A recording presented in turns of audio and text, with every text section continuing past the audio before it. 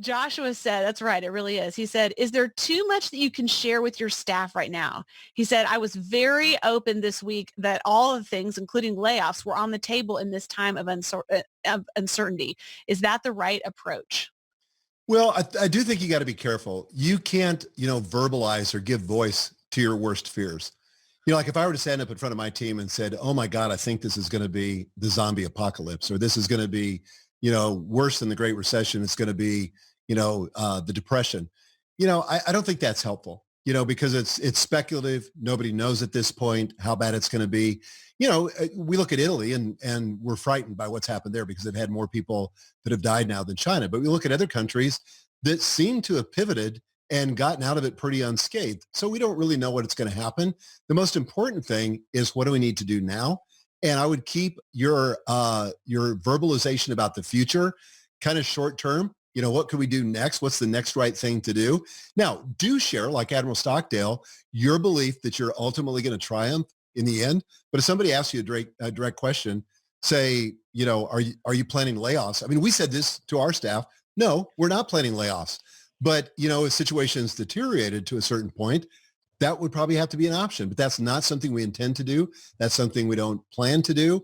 We've modeled the thing financially using the very cash forecasting template that's in the course. We've modeled this every way from Sunday, and we think we're going to be fine. But tell people what you know, but I wouldn't speculate too much. One of the things that's also really important to communicate, I think we're all focused on the risks and our vulnerabilities, and that's really important to assess. And that's why we have a whole process for that we walk you through step by step in the Leading Through Crisis course. But it's also important to talk to your team about opportunities, because there are so many of us Yes. that have many opportunities, small things like improving efficiency to big things like new product lines or new markets. And again, this whole process of four quadrant process in a matrix that you present inside the Leading Through Crisis course walks you through this. But you want to get your team excited about the opportunities, because it's not all bad news for many, many of us. And sometimes we kind of forget that. Mhm. But that's where you really engage their innovative thinking, isn't it? It is, because you have more resources in your team than you could possibly imagine. I've seen it come out this week with our team.